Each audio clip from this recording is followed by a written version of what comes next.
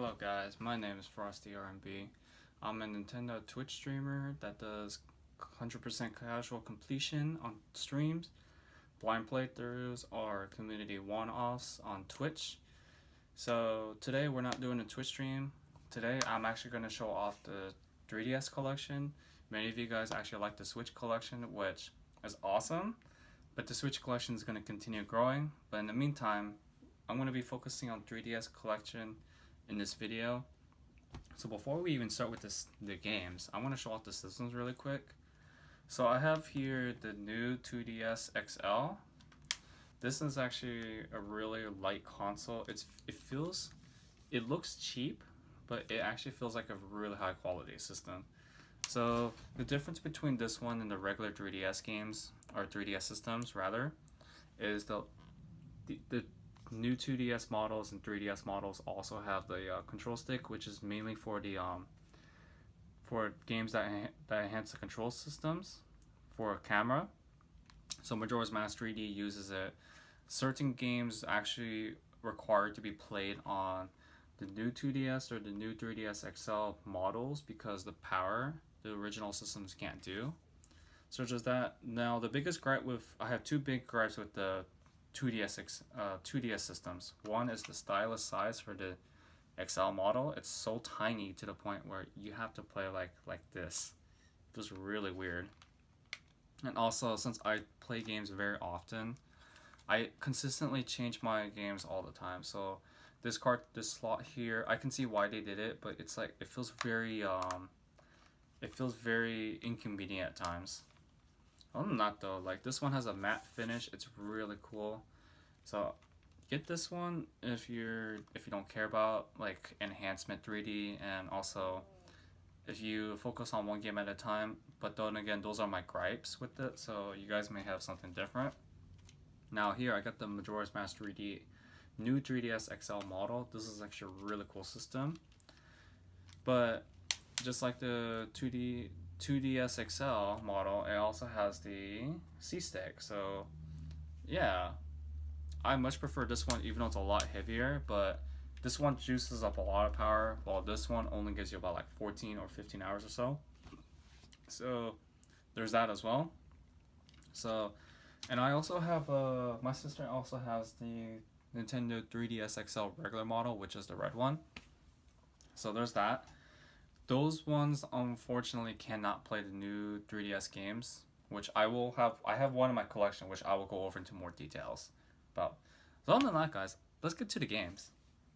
So first, starting off with Animal Crossing New Leaf. I didn't really play this one. It's actually my sister's. So this was the game I believe introduced Isabelle as a debut, and this one actually lets you become a mayor of your own town. So I need to play this more to actually know, but I do know that they released a Nintendo Selects version, which included amiibo functionality. But however, since I don't like Nintendo Selects, I always go for first prints. This one is still a pretty solid play. So there's that.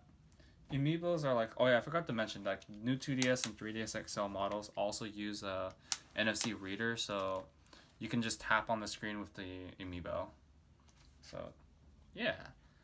Next game we have Detective Pikachu. Now if you're into like a hardcore Pokemon games, this is probably not for you. But this game mainly targets like younger children and people who like quirky stuff, like because Pikachu is a big flirt and he also drinks a lot of coffee and he has a deep voice. There's a lot of humor in this game in my opinion, but it's really easy. You could probably finish the adventure mode within 4 to 6 hours and that's it. And to complete this game, you just gotta watch all the cutscenes, and that's it. So there's that. And please note that completionist, if you're gonna pick up this game, consider picking up the giant Detective Pikachu amiibo, because that's gonna help you speed up the game a lot faster in terms of completion, instead of like grinding for 5 to 7 hours for cutscenes. So yeah, I still gotta complete that game, but there's no way in heck I'm gonna grind. So it's a pretty solid game though, don't get me wrong. Alright, we got Fire Emblem Awakening.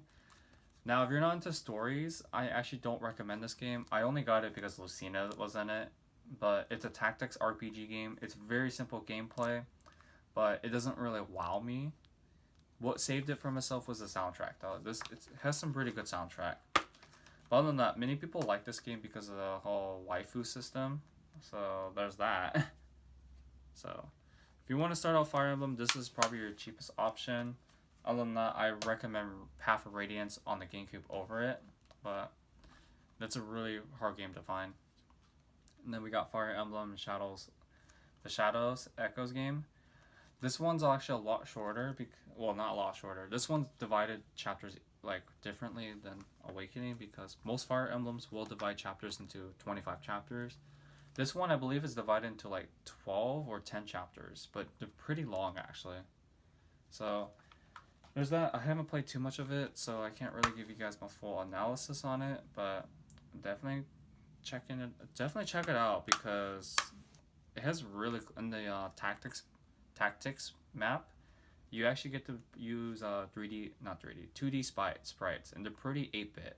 So that's really cool actually, from what I played so far. Then we got Birthright, Conquest. Birthright's the easy mode. Conquest is the hard mode. I recommend Birthright over Awakening in my opinion. I enjoyed this one a little bit more, and I'm still on like chapter 10, but it's a lot easier than Awakening. This one though, Conquest is a lot harder. So play Birthright first, then Conquest. Physically, they have a special edition which included the third game as well called Fire Emblem Revelations or Revolutions, I believe. And it does have a physical cart, but it's really freaking expensive.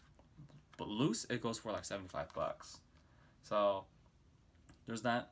The games, they're very similar to each other up until you get to like chapter 6 or 7 or 8 even.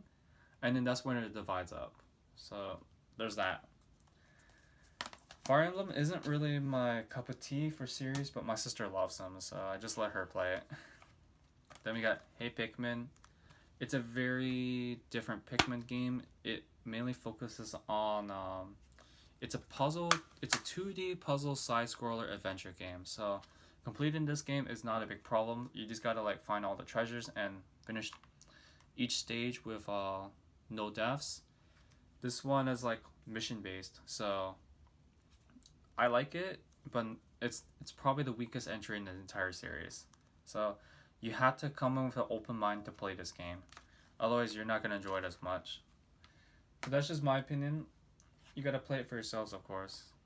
So, Kid Icarus Uprising, this is a shoot 'em up. It's a really fun shoot 'em up game, and this one actually includes some artwork. So that's actually really cool. But just me noted that the if you don't have a Circle, I do recommend playing this game with the Circle Pad Pro, because if you don't have a Circle Pad Pro, which costs like $20 or so these days, you actually have to use the stylus, and it actually cramps up your hand a lot. So just be aware of that. I am on like chapter 6, so it's a really good game. Pretty challenging too. Then we got Planet Robobot. It's a really good Kirby game. I really love this game. It's not traditional.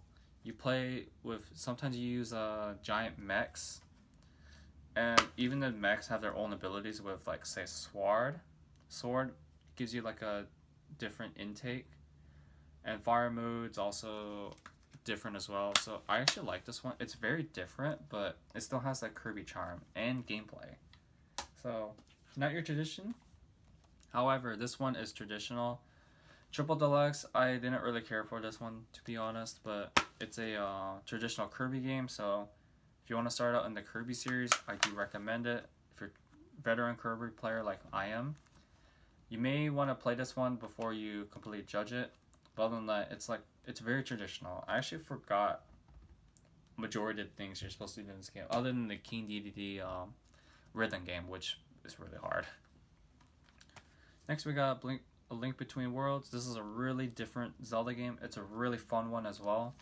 So, unlike past Zelda games where you have to follow a linear order to get to dungeon to dungeon, this one does not apply to a role. Instead, it uses a item rental system. So, you can play in almost any dungeon in any order you want.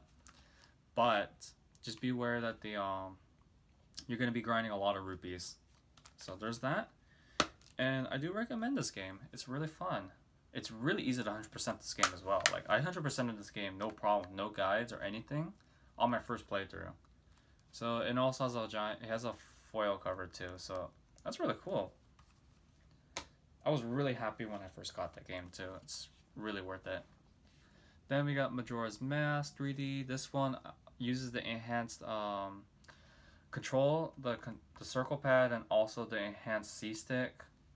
This one, I do like some changes they did. The first half and the second half of the game, I do not like the changes they made. I won't go into critical details about that. You can just tune in the Majora's Mask streams whenever I do it on Twitch. But it looks really beautiful in 3D, but it's just, I don't want to play this version for a while. So they added a lot of different things to it, but I do recommend playing the Majora's Mask N64 version over the 3DS version. That's just me though. Now this one though, Ocarina of Time 3D is a really must-play game. Like, this game trashes the original N64 version. I'm not gonna lie about that. So this one includes Master Quest as well after you beat the original game, but it's really hard, and also the only gripe I have with Ocarina of Time is that they still haven't fixed the fire tempo problems. But what makes the biggest change for this one for sure that I can tell you guys is that you don't need to pause the game to get your items out. So that's a huge plus. So definitely recommend Ocarina of Time 3D if you have to, if you get a chance to buy it. Triforce Heroes, this one's an okay game. If you have friends, it's really fun. If it's boring, if it's just you, it's actually pretty boring. Because this one's like, if you play by itself, you have to take account with every link. This is supposed to be a radiation from the Four Swords Adventures for the GameCube, but only recommend this game if you have friends. Otherwise, it's like, it's gonna get really repetitive and very long. So there's that. Then we got, well, good catch. We got Luigi's Mansion 3D. This one's a really good port. There's some changes that I don't like about it though, but the Hidden Mansion is a lot harder this time around since it uses the PAL version. And noted that the what's it called? It uses Dark Moon's controls. So if you're not a fan of Dark Moon's controls like me, then it's gonna get sometimes used to. But then this is a really must-have game, must-have for the system. It's a really fun game, and actually looks. It's a very close art style to Dark Moon actually. What will we have here? Dark Moon for the 3DS. Like I said, this one's very different from the original one because this one actually uses a mission-based system. So you complete missions and then you move on to a different mission in the mansion. This one uses 5 mansions, I believe. So there's that. I do recommend it. It's very different though, so you have to come in with an open mind to enjoy this game. Other than that though, it's really freaking good. Alright, we got Metroid Samus Returns. This one's actually pretty hard. This is one of the hardest Metroid games I've ever played. Foil cover on the front and foil cover on the back. So I kept dying in the very beginning of the game, and guys, I'm no Metroid noob, to be honest. I've completed Fusion, Super Metroid, I only finished that. Zero Mission, Prime 1, 2, 3, Elder M, the list goes on. This is definitely the hardest one. So, it's a really fun game though, I will say that much. Let's see. Then we got Metroid Prime Federation Force. This one got like 6,000 million likes. Or 6 million dislikes because it was, you know, the name was Prime. But then, once you get into multiplayer, this game becomes enjoyable. Like, it suffers the same thing as Triforce Heroes. If you're alone, it's very boring. But if you have friends, I do recommend picking this up and like just mess around with it. So there's that.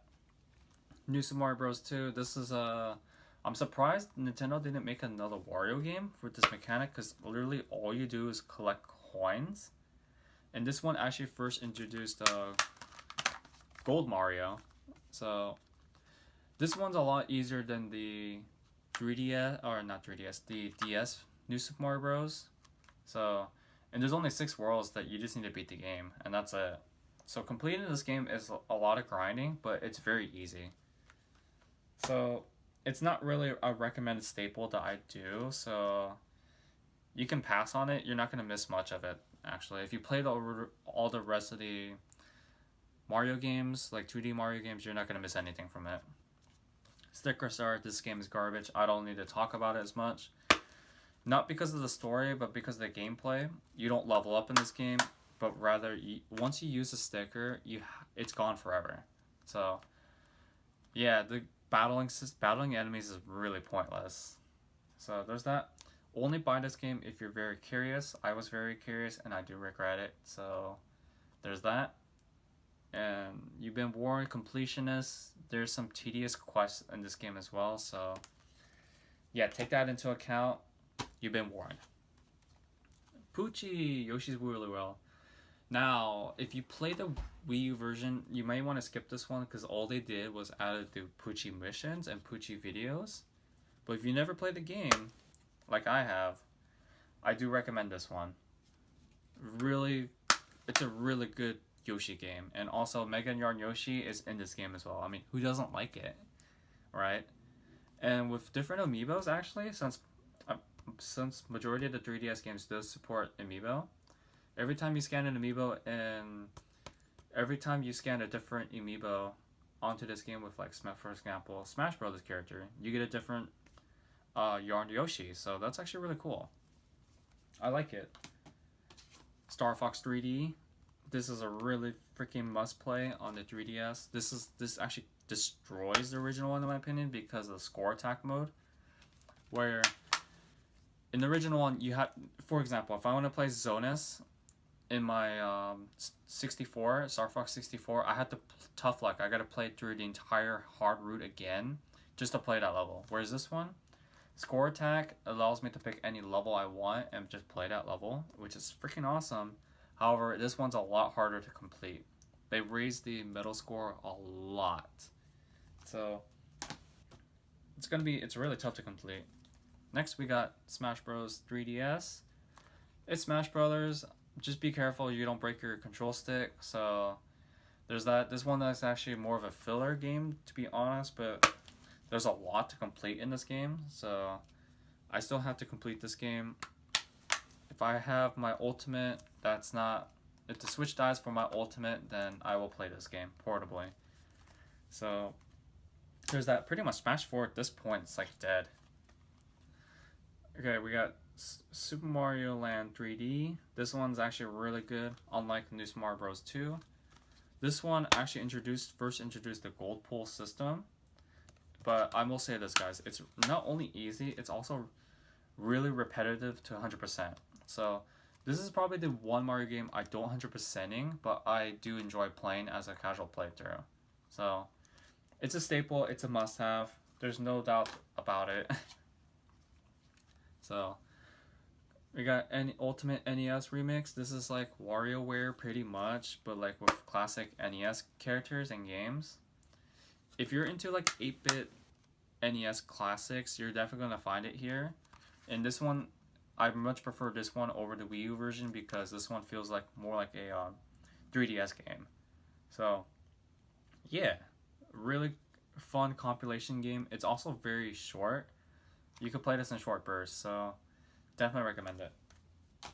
Yeah, speaking of short bursts, WarioWare Gold. This one is freaking amazing. Like, it's a very underrated game too.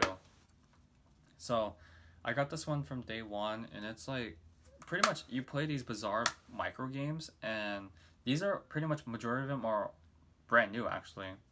They do borrow some micro games from like past WarioWare games, but this one enhances everything. And not only that, the story mode only takes like 2 hours, but after story mode, the game really picks up in difficulty. So consider picking this up. I believe it's a must-have, especially if you're a college student like myself and who works part-time. You're not going to have a lot of time, but this one will give you like, you could get a lot accomplished done within like 10 minutes. So I definitely do recommend it.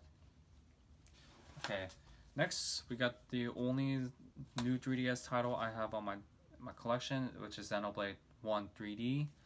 If you're not into stories like I am, the gameplay really backs it up despite being a JRPG. really fast action pit battle system, and also really good music. The Wii version is actually the definitive version, but I like the controls on the 3DS a lot more than the Wii, so there's that. And also, who doesn't want to wield a Monado, to be honest? Like, it lets you see in the freaking future. So, this one, the reason why it's called the new 3DS title is because this game, as you may know, it's really long, and also, not only that, the 3DS, the original 3DSs, and the original 3DS XLs cannot handle this game. If you try to put this in the system, it's just gonna automatically reject it. So, I do recommend picking this up. It's a really good game. And then we end off the collection with Yoshi's New Island. This is actually an okay game. You have to go into it with it as an open mind. So I only recommend this if you're willing to play Yoshi's Island again. So it's a brand new game, but it's just level design's alright compared to Yoshi's Island DS. So this is not the worst one in my opinion, but I can see why many people dislike it. So that's my entire 3DS collection, guys. If I had to recommend the games, of course, I would definitely recommend these following titles. See, and this time it's actually going to be a lot more than 5, unlike my Switch collection, because there's so many good 3DS games out there. So so these are pretty much and if you guys can tell, like the 3DS actually has like some games have like spines. That's the cartridge artwork that when you put in the 3DS game in the game slot. So there's that. So Kid Icarus, very good shoot 'em up. Just gotta get used to the controls. Other than that, I recommend it. Let's see, the Kirby Planet Robobot, very different, but really good traditional. This different game despite being non-traditional Kirby game. I think most new players would actually get into this one a lot more than Triple Deluxe. But hey, I mean, who doesn't like robots? Now this one, like, it's a really hard tie, but if you want to try like something very different, definitely go with this one. But these two Zelda games, like, I believe these are like one of the 2 starters that I believe whoever's trying to get into the Zelda franchise should play either this one or this one on the 3DS. They're both very different, but this is the Legend and this one's brand new. This is the second latest Zelda game, this besides Triforce Heroes and Breath of the Wild, but who doesn't? I mean, this is very different, but really works out within a traditional Zelda game. This one's a very traditional Zelda game in a 3D, so it depends on how you preference it. I would recommend either of these games. Same thing with Luigi's Mansion. They're very both different. I much prefer the original one over the Dark Moon, but Luigi's Mansion is actually a really fun, quirky horror game, so there's that. And you can find them pretty cheap these days too. Star Fox 3D, short shoot 'em up game. This is a lot more definitive compared to the N64 because of the score attack mode. Smash 3D, I don't need to talk about it as much. You guys know why. It's just a really good game. WarioWare, if you're short on time, like I mentioned before, this is definitely really good in short burst, and it's not too easy either. Last but not least, Xenoblade 1 3D. Now, this may be arbitrary for most people because it's a new 3DS game, but it's a really good one. If you can get your hands on the new 3DS XL or new 2DS XL, definitely play this one. So with that, guys, that's my entire collection of 3DS games. If you enjoyed the video, please consider giving me a subscribe, a like in the video, and guys, for schedule, and since I do stream regularly on Twitch, consider giving me a follow on Twitch, and also add me on the Discord, because the Discord gives out all the scheduled regular updates, just in case if anything goes wrong, you guys will be notified 4 hours prior. So there's that, and yeah guys, stay chilly, keep gaming, I'll see you guys then.